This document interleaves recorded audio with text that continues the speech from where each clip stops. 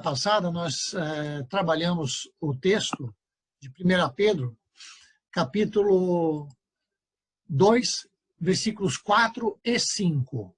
Tá? E essa semana nós vamos falar do 6 ao 10.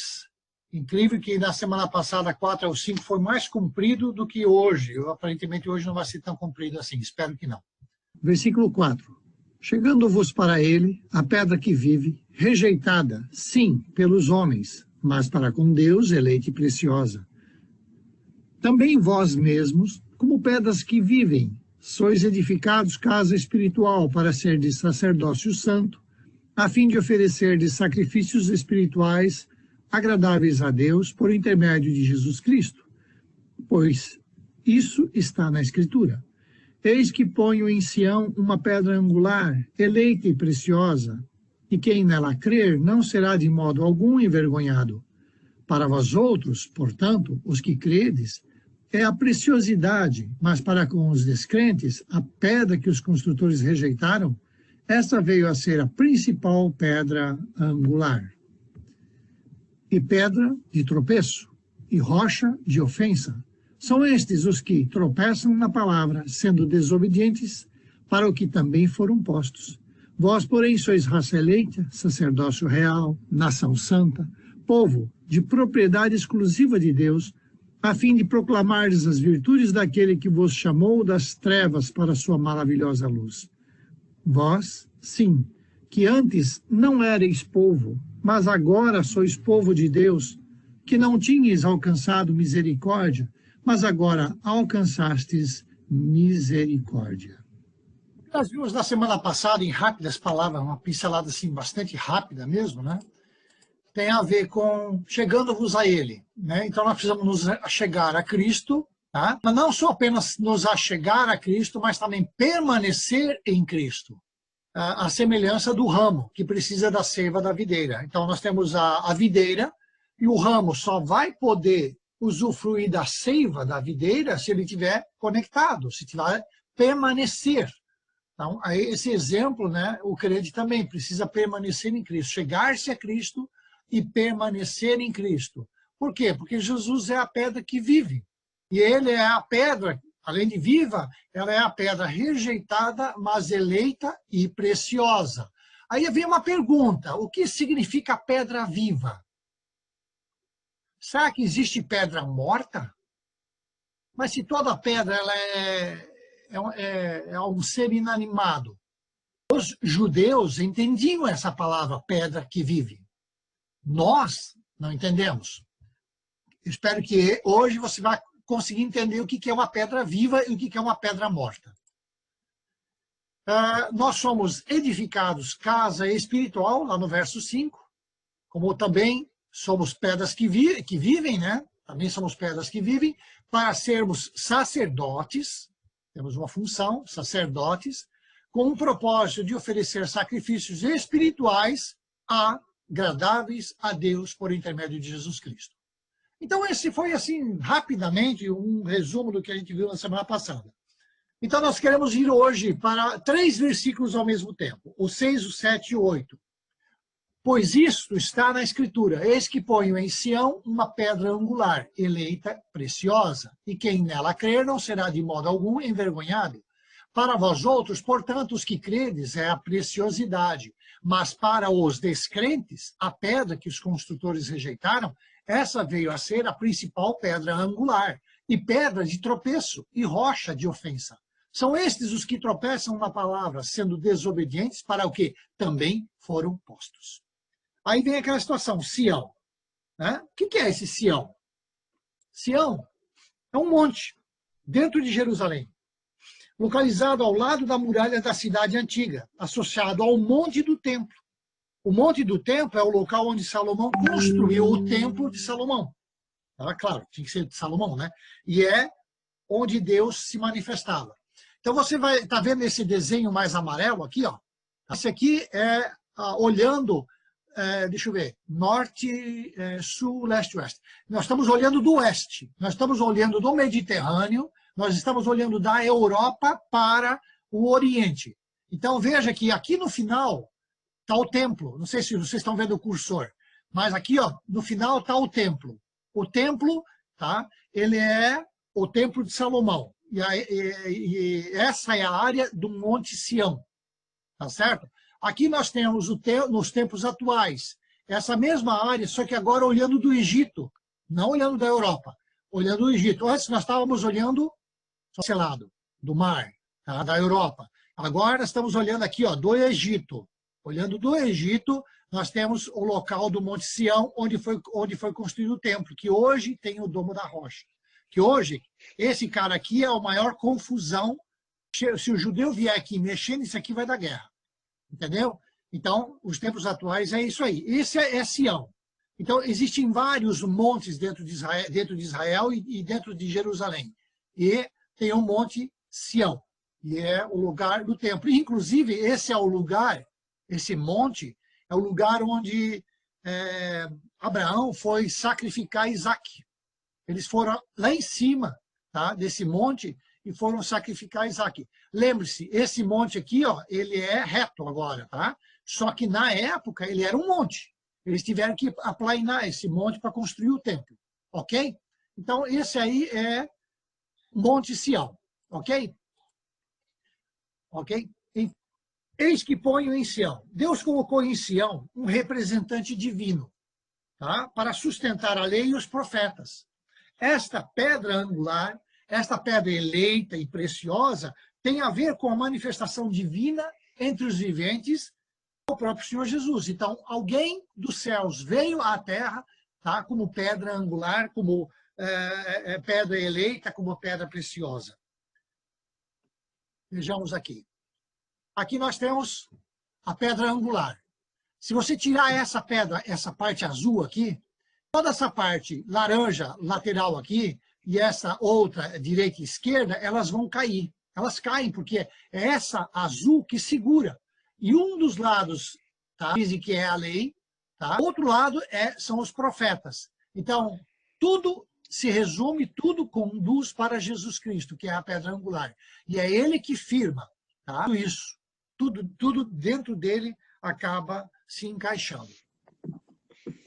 Então, Jesus se comparou a muitas coisas, tá? Da vida. Eu sou a água da vida, eu sou o caminho, a verdade e a vida, eu sou a porta. Jesus se comparou e ele fazia essas comparações para que as pessoas, ou que nós também, né, pudéssemos claramente entender a função e a missão com que ele veio. Então, ele fez afirmações que todos poderiam entender o seu significado. Água, caminho, porta, vida, ovelhas, entende? Todo mundo sabe o que é isso. Então, era mais fácil de entender. Então, Jesus se identificou dessa maneira. Pois bem, eu gostaria de mostrar para vocês 2 vídeos agora que vão apresentar esse kibbutz messiânico Yad Hashmonah. O pastor Salo Bezalel, que com esse pastor eu conversei lá em Israel, porque eu e a Rose tivemos esse kibbutz. Tá? É um lugar muito lindo. Muito lindo. E só para vocês terem uma ideia, esse kibbutz é o lugar exato onde a Arca de Deus permaneceu por 3 meses, na casa de Obed-Edom, 2 Samuel 6:11. Vamos assistir, vamos ver, olha só que interessante. Rochas vivas e pedra angular. Uma explicação feita por um conceituado guia em Israel pode nos ajudar a entender melhor os ensinamentos bíblicos a esse respeito. Nós somos chamados como? Pedras vivas. Ou rochas vivas. Qual é a diferença entre uma rocha viva e uma rocha morta? Para nós, aqui em Israel, uma pedra morta, uma pedra viva, é uma pedra que é cincelada, que é talhada, para poder carregar outra pedra sobre em cima e outra pedra. Nós somos chamados pedras vivas porque o Senhor está cincelando, cortando, preparando para quê? Para carregar outra pedra. Mas a pedra principal de toda a obra não é você, não sou eu, é Jesus, é a pedra angular, a maior. Essa é a pedra que aguanta. Sabe como se hace um arco? Um arco, você põe a pedra aqui, vos pone las pedras, que no había cemento para pegar. Esa pedra, ¡bum!, con un golpe fuerte, clava dentro. Y esa pedra que aguanta la presión de todas las pedras. Imagínense la obra de Deus. Vocês somos una pedra y cada pedra de nós está siendo trabalhada, está siendo talhada, moldada, lapidada para formar parte de um prédio específico.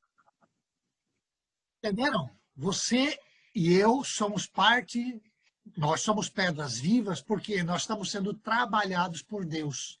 Deus está trabalhando a nossa vida, nós estamos sendo cinzelados, ou seja, talhados, estamos sendo cortados, tudo aquilo que não tem mais valor em nossa vida, e nós precisamos estar sendo trabalhados dessa maneira para quê? Para que nós estejamos em condições de carregar sobre nós outras pedras.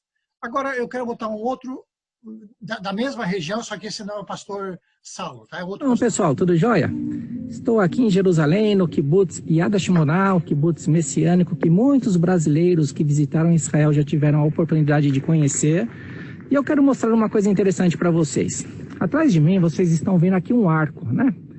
E nesse arco, você vê que essa pedra maior aqui, ó, essa pedra, ela é chamada de pedra angular.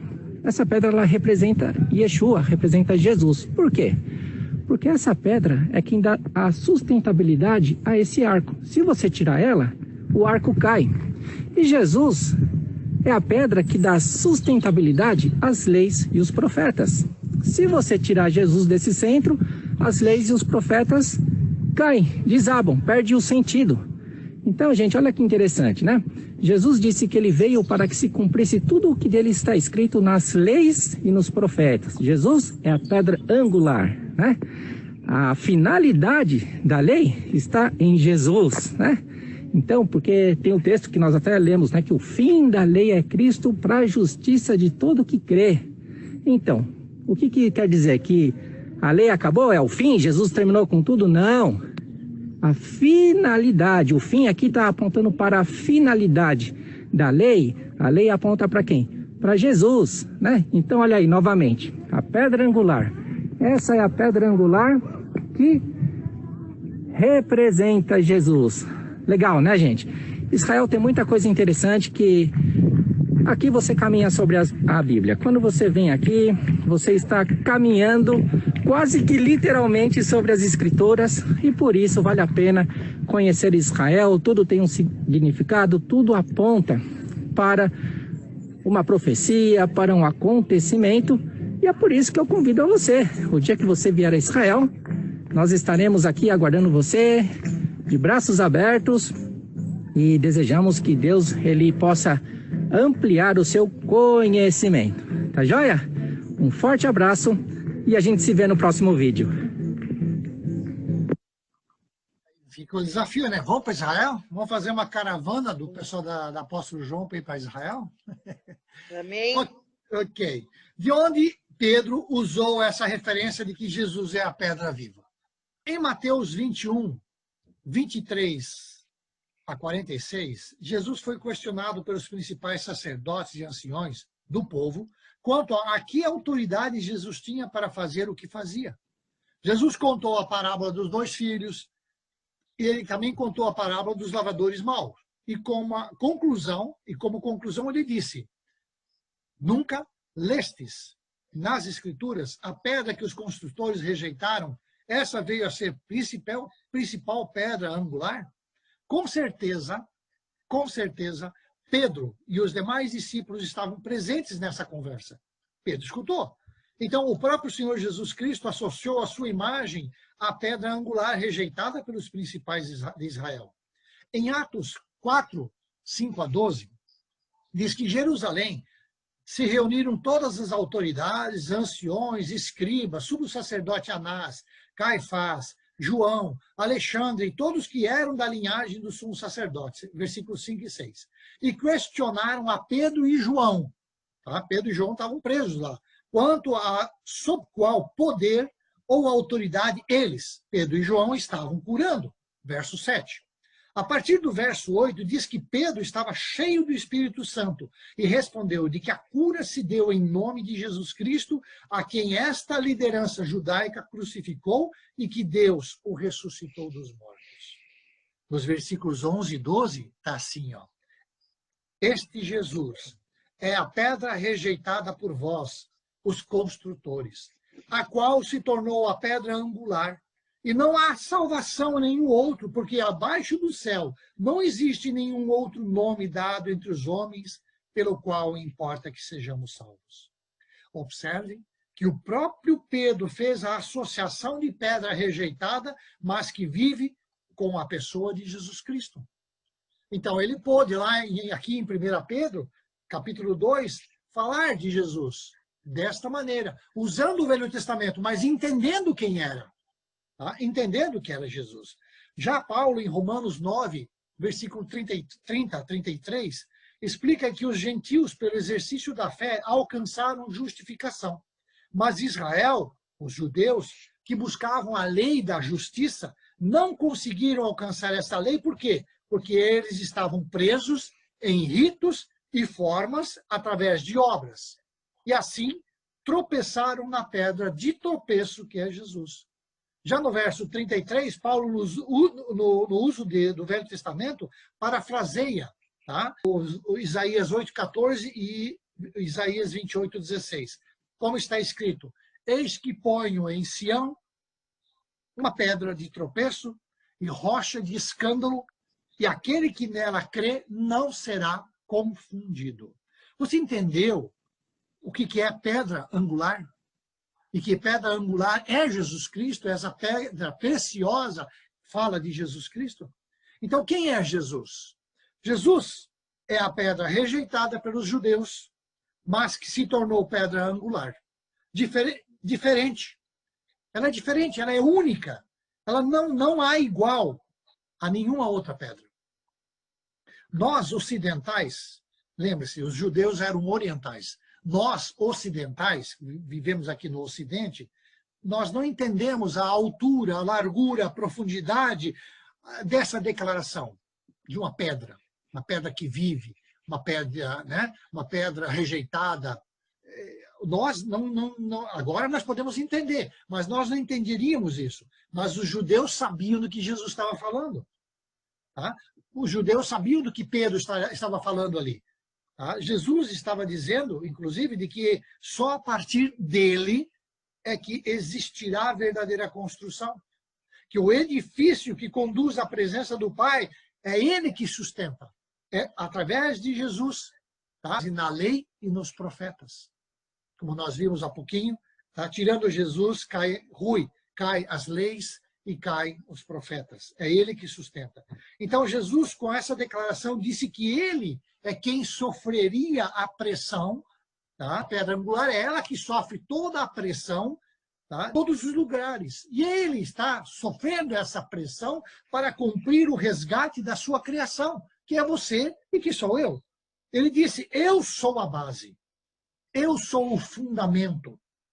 E tudo o que fizermos, inclusive, deverá ser feito com base nesse fundamento. Qualquer coisa que fizermos é com base em Jesus Cristo. Não sei se vocês lembram que eu falei de Paulo lá em 1 Coríntios, capítulo 3, quando Paulo falou de galardões, de que ele lançou um firme fundamento e que nós devemos construir sobre esse fundamento. Mas, cuidado, no entanto, cada um veja como constrói. Ou seja, a responsabilidade da construção é nossa. E nós precisamos entender que nós estamos construindo sobre o fundamento que é Jesus Cristo. O resumo desses 3 versículos, do 2:6, 2:7 e 2:8, é mais ou menos esse aqui. Deus coloca em Jerusalém uma pedra angular, eleita e preciosa. Quem é essa pedra angular, eleita e preciosa? Uma pessoa chamada Jesus Cristo. Que os construtores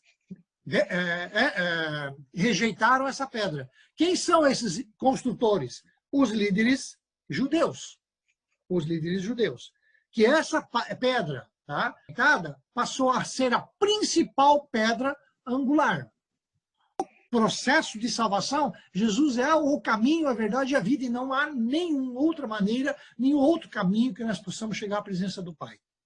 Então, Jesus sustenta, tá? Por sua palavra, pelo seu sacrifício, pela sua obra, ele sustenta a lei e os profetas. A questão toda é quem crê. Quem crê nessa pedra, tá, será de modo algum envergonhado. Nós passamos por dificuldades, passamos. A questão toda é a seguinte: não é o momento, é o fim. Temos que olhar sempre para o fim.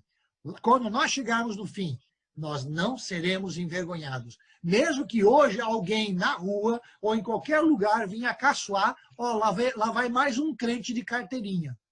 A vergonha é por causa das pessoas que vivem à nossa volta, que não creem no mesmo Deus que nós cremos. Mas nós não seremos de forma alguma envergonhados. Nós vamos chegar à plena estatura, o pleno conhecimento de todas as coisas. Também, aqueles que creem, tá? Essa pedra, ela é a preciosidade para aqueles que creem. Ela é a nossa preciosidade. É algo precioso. A questão toda é o seguinte: e para os que não creem? Para os descrentes? Não creem nessa pedra, em Jesus. Essa pedra é o quê? É uma pedra de tropeço. Elas vão cair. Rocha de ofensa. Essas pessoas tropeçam, né, na palavra, e elas são desobedientes em relação à palavra. É interessante, eu sempre associo a desobediência, quando tem a palavra desobediência, isso tem a ver com o quê? Tem a ver com conhecimento da verdade. Tá? A que não conhece a verdade, ela tropeça. Mas ela tropeça e ela não dá atenção a essa verdade. Mas as pessoas que conheceram a verdade e mesmo assim caem, elas são, além disso, desobedientes. Elas são desobedientes ao Evangelho. Então, há crentes desobedientes, tá? Estão tropeçando, que vai ser uma rocha de ofensa, tá? Essas pessoas. Qual é a diferença entre pedra viva e pedra morta? Acho que vocês puderam entender naquele vídeo daquele primeiro pastor, né? Pedra viva é toda pedra, ou seja, pessoa, né, que sofre o ajuste para se encaixar na edificação. É útil para a edificação. São todas as pessoas que se deixam trabalhar pelo Espírito Santo. Que o Espírito Santo encontra nos seus corações capacidade de tirar coisas erradas, convencer do pecado, da justiça e do juízo. Uma pedra morta, tá? Que não sofre qualquer ajuste e não é útil na edificação. Ela não vai carregar nenhum peso. Então, uma pedra viva é aquela pedra talhada, preparada para poder botar outra pedra em cima. Uma pedra morta é aquelas pedras todas arredondadas e que você colocando uma outra pedra em cima, a de cima fica cambaleando. Ela não resiste, ela não fica em equilíbrio.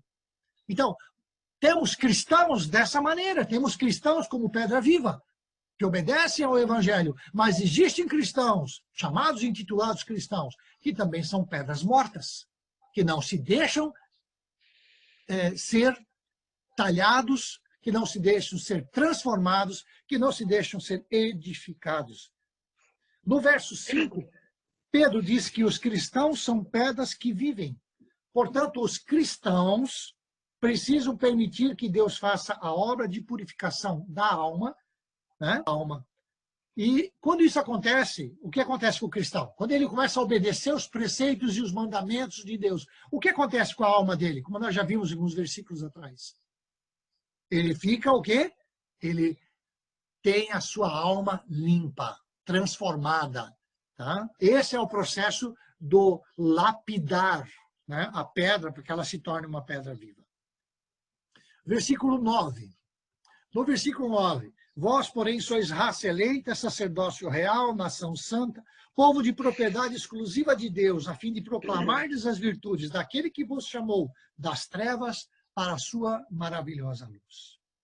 Então, vocês são o quê? O que você é? O que eu sou? Uma raça eleita. Eu faço parte de uma raça eleita. Então, quando nós aceitamos a Jesus Cristo como Senhor das nossas vidas, nós deixamos de ser do mundo e passamos a ser um novo povo. Passamos a fazer parte de uma raça eleita, portanto, escolhidos para fazer parte do reino de Deus. Lembrando que o reino de Deus vai se manifestar depois da grande tribulação. Então, nós vamos estar lá operando. É lá que Jesus quer que nós estejamos. Então, Deus, tá, nos elegeu como sacerdotes reais, como nação santa, como um povo eleito pelo próprio Deus, tá, para ser um povo de propriedade exclusiva de Deus.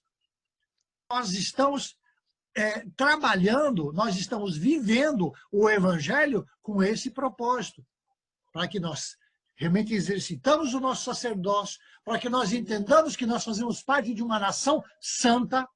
A nossa nação não é aqui, a nossa nação ainda vai se manifestar. Nós somos um povo de propriedade exclusiva de Deus.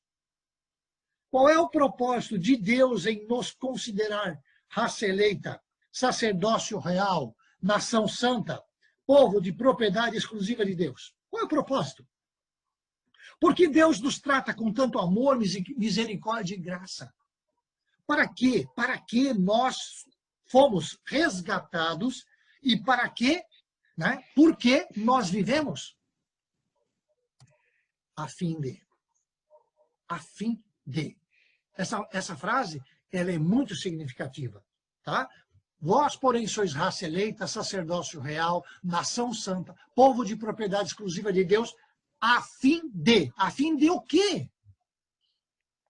Com um objetivo de, com um propósito de.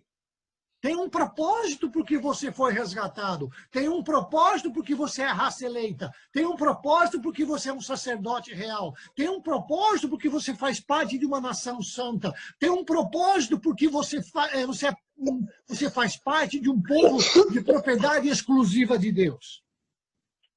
Nós fomos resgatados do pecado, da maldição e do juízo com um propósito. Para proclamardes as virtudes daquele que vos chamou das trevas para a sua maravilhosa luz. Entenderam? Proclamar é anunciar. Proclamar é anunciar. É declarar publicamente em alta voz e com solenidade. É declarar enfaticamente, é afirmar, é asseverar. Quem deve proclamar? Todos que são raça eleita. Sim. Todos que são sacerdócio real. Todos que fazem parte da nação santa. Todos que são do povo de propriedade exclusiva de Deus. Ou seja, todo aquele que aceitou a obra de Cristo para a sua vida e se entregou a Cristo, todo cristão deve proclamar. Todo cristão deve proclamar. Mas existem dois tipos de cristãos. Dois. Tem o cristão da boca para fora e tem o cristão da boca para dentro. Como assim? Da boca para fora e da boca para dentro. O cristão da boca para fora só fala, mas não obedece, não vive. No máximo, tá? O que ele faz é viver das sombras do evangelho, no máximo. Da religiosidade humana, das formas, dos ritos. Batiza porque tem que batizar, confirma porque tem que confirmar, casa porque tem que casar, enterra porque tem que enterrar. Chamando também o crente de 4 rodas, né? Já os crentes que são da boca para dentro, buscam viver o evangelho. Eles buscam amar, eles buscam se relacionar com o Deus vivo. A intimidade com Deus. O cristão verdadeiro, ele reconhece as suas falhas, ele reconhece os seus pecados, ele reconhece todas as suas limitações, os seus traumas, os seus medos, ele reconhece tudo isso. E ele chega humildemente na presença de Deus e diz, Senhor, eu preciso da tua ajuda. Enquanto que o crente da boca para fora, ele apenas diz que é cristão. Ele diz, a que igreja tu pertence? Ah, eu sou um luterano relaxado. Então nós temos que analisar que tipo de crente nós somos. Então, destes dois tipos de cristão, quais deles você acha que Deus considera como seus filhos? Pois da boca para dentro. Daqueles que falam e são, que agem verdadeiramente. Porque falam e vivem, testemunham e proclamam as virtudes de Cristo, pois ele, Cristo, os resgatou das trevas para a sua maravilhosa luz. Cristão que não testemunha a sua fé precisa repensar o seu evangelho. Eu quero repetir essa frase. Jesus Cristo nos resgatou das trevas para a sua maravilhosa luz com um propósito. E cristão que não testemunha a sua fé precisa repensar urgentemente o seu evangelho. Porque estar na presença de Deus é estar sob a presença do Deus Todo-Poderoso. Versículo 10. Vós, sim, que antes não erais povo, mas agora sois povo de Deus, que não tinhas alcançado misericórdia, mas agora alcançastes misericórdia. Quem são estes que precisam proclamar as virtudes daquele que chamou das trevas para a sua maravilhosa luz? Quem são? São aqueles que não eram um povo. Nós não éramos um povo. Tá? Porque é brasileiro, argentino, colombiano, é uma maçaroca de nações. E aqui Deus diz que nós agora somos um povo, tá? Mas agora somos um povo, tá? Na verdade não somos um, mas sois povo de Deus, tá?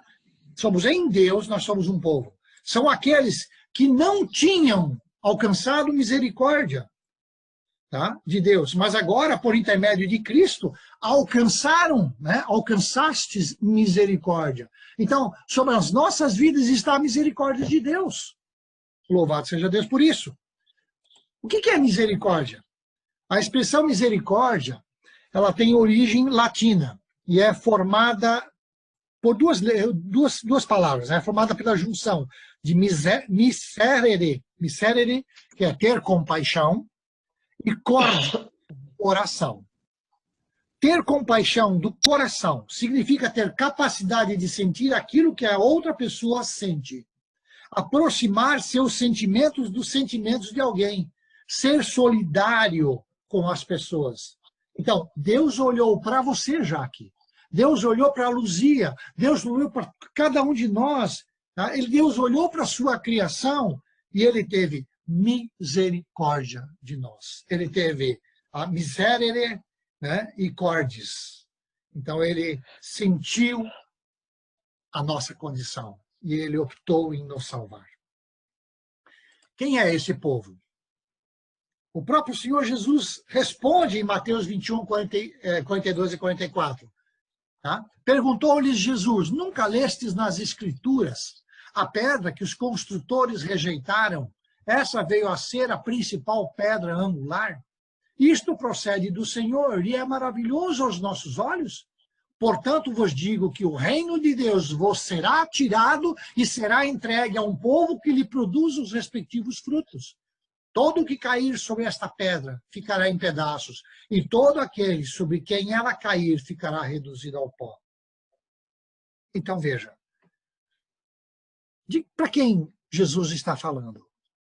Ele está falando para aqueles indivíduos, para aquela liderança que não o aceitou como pedra, né, principal.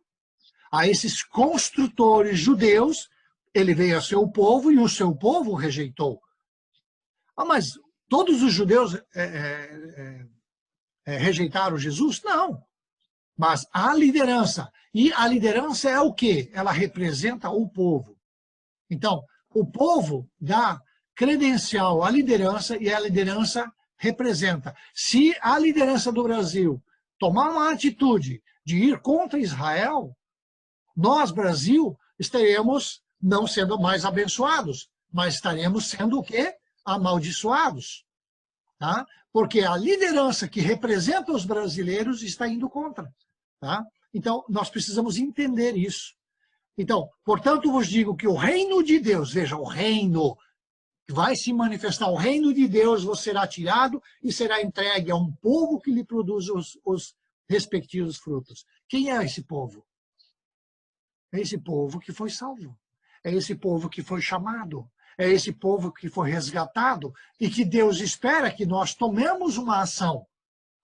Nós tomemos uma ação em nossa vida e nós realmente assumamos esse propósito, esse objetivo. Então, já falamos sobre a pedra, que é o próprio Senhor Jesus, e Jesus diz que o reino de Deus foi tirado dos judeus. O reino de Deus agora nos pertence. Por enquanto. Vai chegar um momento em que eles também vão ser inseridos, mas isso só depois da grande tribulação. Tá? E aqueles, claro, que durante a grande tribulação aceitarem a Jesus, também estarão sendo inseridos no reino do Senhor Jesus. Tá? Esse povo é todo aquele que se achega com fé na presença de Deus, por intermédio de Jesus Cristo.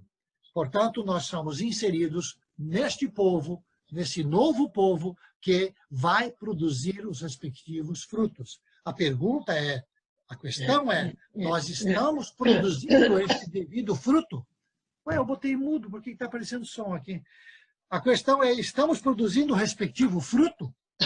Você está produzindo, eu estou produzindo, nós estamos produzindo o respectivo fruto que Jesus está dizendo e está esperando? Para produzir frutos, nós precisamos de intimidade. Eu sou a videira e vós os ramos. Sem a intimidade, tá? Sem a intimidade do galho na videira, não há fruto, ele não recebe a seiva. Então, tem que haver intimidade. É o caso de um casal. Um casal, ele passa a ter intimidades. Tá? Eles escovam os dentes juntos, eles se asseiam juntos, tomam banho juntos e na cama eles vão fazer alguma coisa juntos. Desculpe a expressão, mas é isso. Eles vão ter intimidade. E o que vai acontecer quando acontece uma intimidade entre homem e uma mulher? Gera fruto. Tá? Aqui em casa eu tive 2 frutos. A intimidade entre eu e a Rose, geramos 2 frutos. Tá? O Rodrigo e a Paola. Então, da mesma maneira, no contexto espiritual, nós também precisamos ter intimidade com Jesus para que tenhamos o devido fruto. No contexto espiritual, também há necessidade disso acontecer. E se não está acontecendo, tá? Se não está acontecendo fruto, está com algum problema.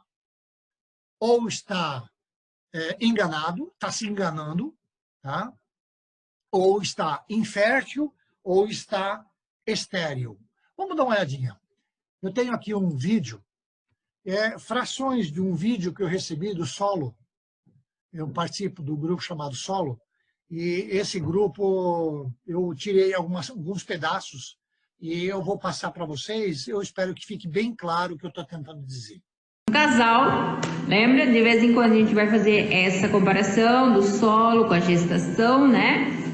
E assim como um casal, a mulher não pode engravidar sozinha, ela precisa ter parceria com o homem, certo? Então, o homem e a mulher, trabalhando em parceria, eles vão sim poder gerar um filho. Vamos ver se vocês entendem a diferença de fertilidade ou infertilidade e esterilidade. Pelo que eu entendi, de acordo com a pesquisa que eu fiz, a infertilidade, quando a mulher é infértil, ela tem dificuldades em engravidar, mas existe possibilidades através da ciência, através de tratamento, disso, daquilo, assim, a medicina pode ajudar essa mulher a se tornar uma mulher fértil e poder, sim, ficar grávida, tá? Agora, esterilidade só por um milagre de Deus. Quando há constatação de esterilidade, não há tratamento humano que possa ajudar essa mulher a ser uma mulher, essa mulher a gerar filhos, tá? A mesma coisa, existe o solo infértil, onde você pode trabalhar com ele para torná-lo fértil, e existe o solo estéril, que só por um milagre de Deus, e para Deus nada é impossível, esse solo pode se tornar novamente fértil. Sabe, queridos, do meu relacionamento com o André, a gente tem 2 frutos, o Daniel e a Elizabeth. Eles são frutos do meu relacionamento com o André. Tem muitas pessoas que dizem que se relacionam com Jesus, que Jesus é Senhor e Salvador da sua vida, mas não geram frutos nenhum. Como é o teu relacionamento com Jesus? Você tem gerado os frutos? Você se relaciona diariamente com Jesus? É Ele quem toma as decisões na tua vida? É Ele que orienta você o que você vai fazer ou não fazer? Ou a que lugares frequentar? Ou o que falar ou o que não falar? Eu vou deixar depois aqui uma sugestão de um hino do Fernandinho, Pai de Multidões. Eu gostaria que enquanto vocês escutassem esse hino, realmente meditassem. Se vocês têm tido um relacionamento tão sério com Deus, a ponto de gerar fruto para o reino dele, você percebe que tem sido estéril, que não tem produzido frutos para o reino de Deus, no sentido de gerar filhos. Porque talvez você vai pensar assim, não, mas eu sirvo tal ministério, eu desenvolvo tal tarefa, tal função no presbitério, ou naquilo outro. Não, não é isso. Gerar frutos é gerar filhos na fé. Se nós temos uma caminhada com Jesus e falamos e professamos que Jesus é nosso Senhor e nosso Salvador, e nós nos relacionamos dia a dia com Ele e não estamos gerando filhos na fé, nós estamos sendo inférteis ou estéreis, dependendo do tipo do tanto de tempo que nós estamos nos relacionando com Ele. Então, interceda, clame a Deus por sua vida e comece a gerar filhos na fé para Jesus, que possa realmente ser produtivo, frutífero o nosso relacionamento com Jesus. E queremos fazer discípulos, nós queremos gerar filhos espirituais. Isto é produzir fruto no nosso solo. Isto é gerar um solo fértil. Que Deus esteja capacitando cada um de vocês e dando clareza e sabedoria em tudo, que vocês possam sempre buscar o discernimento de Deus para realizar esta obra. Amém.